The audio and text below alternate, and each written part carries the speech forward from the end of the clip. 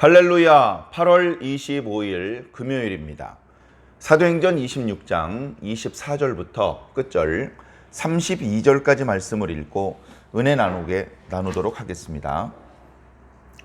바울이 이같이 변명하매 베스토가 크게 소리내어 이르되 바울아 네가 미쳤도다. 네 많은 학문이 너를 미치게 한다 하니 바울이 이르되 베스토가 각하여 내가 미친 것이 아니요 참되고 온전한 말을 하나이다. 왕께서는 이 일을 아시기로 내가 왕께 담대히 말하노니 이 일에 하나라도 아시지 못함이 없는 줄 믿나이다. 이 일은 한쪽 구석에서 행한 것이 아니니이다. 아그리빠 왕이여 선지자를 믿으시나이까? 믿으시는 줄 아나이다. 아그리빠가 바울에게 이르되 네가 적은 말로 나를 권하여 그리스도인이 되게 하려 하는도다. 바울이 이르되 말이 적으나 많으나 당신뿐만 아니라 오늘 내 말을 듣는 모든 사람도 다 이렇게 결박된 것 외에는 나와 같이 되기를 하나님께 원하나이다 하니라. 왕과 총독과 버니게와 그와 함께 앉은 사람들이 다 일어나서 물러가 서로 말하되 이 사람은 사형이나 결박을 당할 만한 행위가 없다 하더라. 이에 아그리빠가 베스도에게 이르되 이 사람이 만일 가이사에게 상소하지 아니하였더라면 석방될 수 있을 뻔하였다 하니라. 아멘. 감사합니다. 사도 바울의 어떻게 보면 마지막 변론이 이제 끝났습니다. 어떻게 보면 사도 바울의 변론이 완전히 끝난 것은 아닌지도 모릅니다. 뭔가 사도 바울은 더 이어서 이야기하려고 생각하고 있었는지도 모르죠. 그런데 이제 오늘 말씀을 보면 24절에 베스도 총독이 바울이 뭔가 변론을 이어가려고 할 때 거기서 이제 중간에 끄는 겁니다. 바울이 말이 다 끝났습니다. 그런 다음에 베스도가 얘기한 것이 아니고 뭔가 바울은 더 이야기하려고 했는데 베스도가 급하게 큰 소리로 아하 이 바울아 네가 미쳤구나. 내가 너 그렇게 안 봤는데 어쩌다 이렇게 미쳐버렸느냐. 내 보니 너의 많은 학문이 너를 미치게 하였구나. 이런 식의 말로 바울의 말을 끄는 것입니다. 베스도는 철저히 이방인이죠. 무신론자입니다. 그런 베스도의 입장에서 바울의 말을 들었을 때에 바울이 죽었다가 다시 살아난 사람을 만났다는 이야기를 하는 것을 들으면서 이거 더 들어볼 필요도 없는 미추광이의 정신없는 소리다라고 생각을 했던 것 같습니다. 가뜩이나 VIP 헤롯 아그리빠 2세왕 그의 누이 동생 버니게까지 초청을 한 자리에서 이런 미치광이 소리나 들려주면 나중에 자기 체면이 망가질 수도 있고 그렇기 때문에 이 정도 선에서 이 미치광이 소리를 끊어야 되겠다 아마 그렇게 생각을 했던 것 같습니다. 자, 그건 그런데 베스도의 생각이었고 바울의 생각은 다르죠. 바울의 생각은 다릅니다. 자, 지금 베스도의 생각과 바울의 생각이 다릅니다. 베스도는 자기가 가지고 있는 생각으로 바울을 판단하고 있고 바울은 자기가 가진 생각으로 베스도를 판단하는 겁니다. 베스도가 생각했을 때는 죽었다가 다시 살아난 사람을 만난 이야기를 한다고? 미친놈? 이런 판단을 하고 있는 것이고 바울은 베스도가 상상할 수도 없는 영적인 체험을 한 사람입니다. 우연히 어쩌다 한 번의 체험을 가지고 평생 이렇게 사는 것이 아닙니다. 다메섹으로 가다가 만났던 예수님을 그 이후에도 바울은 무수히 많이 만났습니다. 아라비아로 내려가서 3년 동안 계시를 받았고 그리고 수시로 기도할 때마다 주님께서는 구체적인 음성으로 응답해 주셨습니다. 얼마 전에도 두려워하지 말아라. 네가 예루살렘에서 증언한 것처럼 로마에서도 증언하여야 하리라 라고 말씀하셨었습니다. 그렇게 늘 바울이 간절히 기도하면 주님께서 응답을 주시곤 했습니다. 그걸 지금 바울이 다 이야기하지 않았을 뿐입니다. 또는 이야기했더라도 상대편에 있는 사람들이 믿어주지 않았을 뿐입니다. 그래서 그랬나요? 신령한 자는 모든 사람을 판단하지만 그 누구에게도 판단받지 않는다라고 말씀하셨습니다. 왜 그렇습니까? 신령한 자는 그 나머지 사람들보다 더 높은 차원의 깨달음이 있기 때문에 그렇습니다. 그 높은 차원의 깨달음에 대해서 이해하지 못하는 사람이 함부로 판단하는 것은 어리석은 판단에 불과한 것입니다. 어린아이가 할아버지들끼리 하는 이야기를 듣고서 아이고 미쳤네 미쳤어. 자기가 이해를 못할 뿐이지 할아버지 할머니가 미친 것은 결코 아닌데도 불구하고 그렇게 말할 수 있는 것입니다. 그런가 하면 할아버지 할머니가 어린 손주를 판단을 한다면 그 판단은 정확한 판단이 될 것입니다. 그분들은 어린아이 시절부터 유년과 청소년과 청년과 장년의 시간을 다 경험했기 때문에 그들의 깨달음의 차원은 그 손주들의 깨달음의 차원하고는 전혀 다른 차원의 깨달음이 있기 때문에 그렇죠. 나이 차이가 몇 살도 많기 때문에 이런 말씀을 드리는 것이 아니라 헤롯 아그리파 1세나 2세나 또는 베스도에 비해서 사도 바울의 영적 깨달음은 이루 말로 다 할 수 없는 높은 경지입니다. 그런데도 불구하고 베스도가 잘 알지도 못하면서 바울을 판단하고 있는 것이죠. 그러나 바울이 건방진 녀석들, 내가 얼마나 영적으로 높은 차원의 깨달음이 있는지를 알아? 아이고 어리석은 녀석들, 믿기 싫으면 관둬. 바울은 그렇게 하지 않았습니다. 바울의 입장이 결박된 죄인의 신분이기도 했고 어떻게 해서든지 자신의 분노와 답답함을 참고 한두 마디라도 더 던져서 자신의 말을 듣고 있던 사람들을 주님께로 인도할 수 있기 위해서 바울은 분노를 참고 계속해서 항변을 이어나가고 있습니다. 자, 바울이 뭐라고 말합니까? 아닙니다. 저는 미친 것이 아닙니다. 저는 참되고 온전한 말을 하는 것입니다. 원문의 의미를 잘 살펴보면 저는 온전한 정신으로 참된 말을 하고 있습니다 라고 말을 하고 있습니다. 말을 하죠. 그 말이 논리적으로 맞는지 따져보아야 됩니다. 그래서 논리적으로 맞는 말을 참된 말이라고 합니다. 자, 그런데 그보다 더 중요한 것은 말하는 사람의 정신이 온전한가, 그것이 더 중요합니다. 저 사람이 어떤 상태에서 말을 했는가? 술 취한 상태에서 말을 했는가? 마약 같은 것에 중독되어서 말을 했는가? 무척 피곤한 상태에서 말을 했는가? 법정에서 증언을 할 때도 무척 졸린 상태에서 무언가 보았다고 하면 그 목격 진술은 법적 효력을 상실합니다. 술을 늘 자주 마시던 사람이, 심지어 마약 중독증 환자가 무언가 증언하면 그 증언은 법적 효력을 인정받을 수가 없습니다. 그와 마찬가지로 지금 사도 바울이 마치 미치광이처럼 취급을 받고 그의 모든 올바른 진술 자체가 부정당하는 상황이 되었기 때문에 사도 바울은 이렇게 말하고 있는 것이죠. 아닙니다. 저 정신 온전합니다. 저는 참된 말을 했을 뿐입니다 라고 말합니다. 그리고서는 곧바로 베스도를 향하여 말하던 바울은 아그리빠를 향하여 이야기합니다. 아그리빠 왕이시여, 당신께서는 제가 하는 말을 다 이해하고 계시지요? 저는 당신께서 제가 하는 말을 이해하지 못하는 것이 하나도 없다고 생각합니다. 까닭은 베스도로와 달리 아그리빠는 자기 동족 유대인의 문화와 종교에 대해서 관심이 많았습니다. 젊은 시절 대부분을 로마에서 지냈고 거기서 로마의 학문을 배웠지만 동족에 대해서 관심이 많았고 여러 가지로 논쟁이 생겼을 때 동족의 이익을 위해서 의견을 개진하기도 했다. 그런 이제 기록이 있었던 사람이거든요. 그래, 이 유대 종교와 그리고 최근 예수님에 대한 사건에 대해서 아그리빠 왕은 자세히 알고 계시지 않습니까?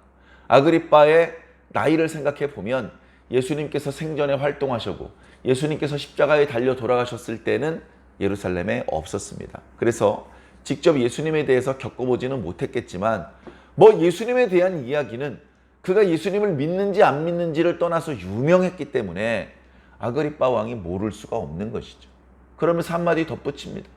이 예수 그리스도의 사건은 한쪽 구석에서 일어났던 일이 아닙니다. 다시 말해서 모든 사람 앞에서 공개적으로 일어났던 일입니다. 갈릴리에 이름도 알려져 있지 않은 촌구석에서 말씀을 전하시고 병자를 고치시는 것은 알려지지 않을 수도 있습니다. 그러나 예수님께서 성전에서 말씀을 전하셨었고 예수님께서 산헤드린 공회에서 재판을 받으셨고 또 빌라도의 법정 앞에서 재판을 받으셨던 것은 이건 숨길 수 없는 진실 아닙니까? 그 이야기를 하면서 이렇게 물어봅니다. 아그리빠 왕이요, 그러므로 선지자가 하신 말씀을 믿으십니까? 27절에 그렇게 아그리빠 왕에게 물어보죠. 요 대목만 보면 누가 누구를 신문하는지 헷갈립니다. 처음에는 아그리빠가 허락을 해서 바울이 변론을 시작했거든요. 아그리빠가 바울을 신문하는 그런 모습입니다. 그런데 이 대목만 보면 바울이 아그리빠를 신문하고 있습니다. 아그리빠 왕이여, 선지자를 믿고 있습니까? 자, 이 질문은 당신은 선지자를 믿고 있지 않습니까? 이런 의미를 담고 있어요. 당신 유대인 아닙니까? 구약 성경에 대해서도 어느 정도 알고 계시잖아요. 그러면 모든 유대인들은 선지자를 믿습니다. 선지자의 증언은 반드시 이루어질 하나님의 말씀이라는 것을 인정한다는 뜻입니다. 당신도 그거 인정하시죠? 네, 당신도 그거 인정하고 있다고 저는 알고 있습니다. 아그리빠의 대답을 기다리지 않고 곧바로 바울이 자기 진술을 이어나갑니다. 언제 자기 진술이 또 끊어질지 모르기 때문에. 자, 그런데 이건 상당히 중요한 의미를 가지고 있는 것인데, 당신이 선지자를 믿습니까? 믿는 줄 압니다. 그렇다면 선지자들이 예언했던 메시아가 온다는 사실, 그 메시아가 와서 복음을 전하고 병자를 고치고 그가 많은 고난을 당하고 그가 십자가에 달려서 죽고 3일 만에 다시 살아난다는 것도 믿으셔야 되는 거 아닙니까? 여러분들은 어찌하여 죽은 자가 다시 살아날 수 있다는 사실을 믿지 못하시는 겁니까? 이제 그런 의미들이 거기에 모두 담겨져 있는 것이죠. 아그리빠가 그것을 눈치채고 바울의 말을 끊습니다. 바울아, 네가 적은 말로 나를 권하여 그리스도인이 되게 하려는구나. 그만두어라, 이런 뜻이죠. 자, 이 말 속에도 많은 의미가 담겨져 있습니다. 야, 겨우 그런 적은 노력으로 나를 그리스도인이 되게 하려고 그러느냐? 어림없다. 뭐 이런 의미도 있고, 또는 야, 바울아 그만해라. 하마터면 내가 그리스도인이 될 뻔했구나. 그냥 여기서 멈추는 게 좋을 것 같다. 이런 의미도 담겨 있는 것입니다. 발언권을 잃어버린 바울은 더 이상은 말을 할 수 없었습니다. 그러나 마지막으로 이렇게 얘기를 하죠. 말이 많든 적든 그게 문제가 아닙니다. 저는 당신뿐 아니라 여기 모여 계신 모든 분들께서 결박된 것 이외에는 모두 저와 같이 되기를 원합니다. 그리스도인이 되기를 원합니다 라고 말하는 것에는 좀 오해의 소지가 있어요. 당시 사람들의 수준으로는. 그렇기 때문에 나와 같이 되기를 원합니다. 다시 말해서 성령 받기를 원합니다. 예수 믿기를 원합니다. 이 복음을 믿는 자가 되기를 원합니다. 그런 의미를 담고 한 말이죠. 그러나 안타깝게도 바울은 더 이상 변론을 이어갈 수는 없었습니다. 거기서 그날의 신문은 끝났습니다. 거기 앉아있던 사람들이 모두 일어나서 퇴장을 합니다. 퇴장하면서 서로 이야기를 하죠. 이 이야기는 이날 바울을 신문했던 일에 대한 결론입니다. 결론은 뭡니까? 이 사람은 사형이나 결박을 당할 만한 행위가 없다. 이게 결론입니다. 그동안에도 여러 차례 여러 가지 형태의 재판이 있지 않았습니까? 그 모든 재판에서의 결론이 다 똑같습니다. 죄가 없는 사람 같은데? 이 사람은 죄가 없는 것 같습니다. 그동안에도 그런 결론이 내려졌었습니다. 마지막 바울의 변론을 통해서도 결국은 바울이 죄가 없는 것으로 결론 지었던 것입니다. 맨 마지막 구절에 아그리빠가 베스도에게 한마디 하죠. 이 사람은 만일에 가이사에게 상소하지만 않았더라면 그냥 무죄로 풀어줘도 될 뻔했군요. 바울이 무죄라는 것을 이렇게 한 번 더 강조합니다. 그러나 바울이 가이사에게 상소했기 때문에 바울은 이제 죄인의 신분을 벗어나지 못한 상태에서 로마로 호송되어야 됩니다. 거기서 죄인들이 대기하는 곳에 갇혀 있다가 순서를 따라서 재판을 받게 되겠죠.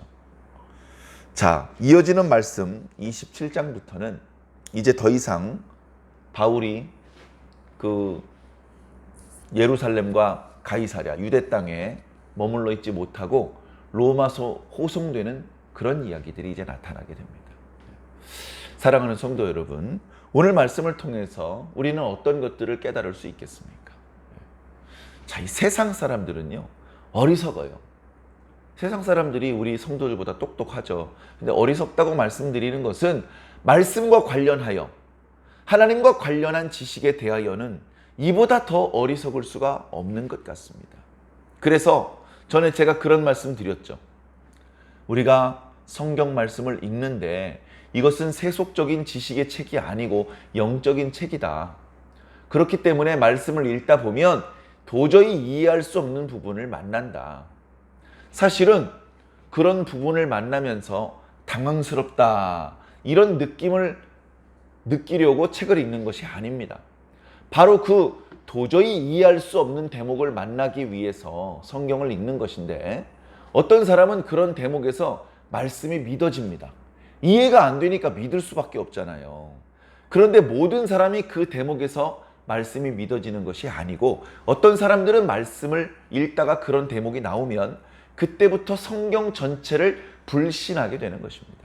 읽으면 읽을수록 믿어지는 사람과 읽으면 읽을수록 불신하는 사람으로 나누어진다, 그런 말씀을 드렸는데요. 오늘 말씀도 마찬가지입니다. 오늘 말씀도 사도 바울을 통해서 말씀을 듣고 있지 않습니까? 이 말씀은 그저 어려운 논박이 아니고 사도 바울이 자신이 직접 경험했던 경험담을 들려준 것뿐입니다. 그런데도 불구하고 듣고 있는 사람들이 말씀을 이해하지를 못합니다. 그래, 불신자들에게는, 하나님의 구원을 받지 못한 사람들에게는 말씀을 들려주면 들려줄수록 이해가 안 되고 복잡하고 까다롭고 앞뒤가 안 맞고 그렇게 이제 느껴지는 것입니다. 그러나 구원받는 하나님의 백성들에게는 하나님의 말씀을 들려줄수록 옳거니, 아, 이게 그 말씀이었군요. 아, 이쪽에 있는 말씀과 저쪽에 있는 말씀이 이렇게 짝이 되는 거군요. 그래서 묶어서 이것이 하나님의 뜻이군요. 점점점 퍼즐 조각이 맞추어지면서 전체 그림이 파악되는 것처럼 무릎을 치면서 탄복을 하게 되는 겁니다. 아, 이것이 하나님의 뜻이었군요. 사랑하는 성도 여러분, 여러분들은 어떻습니까? 여러분들은 성경을 읽으면서, 말씀을 묵상하면서, 설교 말씀을 들으면서 어떤 느낌이십니까? 갈수록 오리무중이십니까? 아니면 전에 몰랐던 것을 오늘 배웠습니다. 이미 깨달은 것과 지금 깨달은 것들을 합치니 하나님의 뜻이 더 분명히 깨달아집니다. 이것이 하나님의 뜻이셨군요. 알겠습니다. 제가 하나님의 뜻대로 살겠습니다. 이런 방향으로 마음과 생각이 움직이시는 것입니까? 부디 후자에 속하시기를 부탁을 드립니다. 부디 후자에 속하는 분들이시기를 소망합니다. 우리는 말씀을 다 알지 못합니다. 저도 아직 모르는 말씀이 있습니다. 그런데 이것은 그저 지식적으로 알아낼 수 있는 그런 내용의 말씀이 아닙니다. 영적으로 깨달아야 되는 말씀인 것입니다. 그래, 전에 여러 번 읽었는데도 불구하고 새롭게 다가오고 새롭게 깨달아지는 말씀이 그래서 많이 있는 것입니다. 그렇게 말씀을 깨달을수록 전체 퍼즐 조각에서 비어있던 부분이 채워지면서 점점점 하나님의 큰 그림이 마음속에서 완성되어 가고 있고, 하나님을 향한 확신과 믿음이 점점 단단해져 가는 것입니다. 부디 계속 이렇게 말씀의 인도를 잘 받으시기를 부탁을 드립니다. 말씀을 들을수록 믿어지고 말씀을 들을수록 온전한 하나님의 뜻이 깨달아지시기를 예수님 이름으로 간절히 축원합니다. 아멘.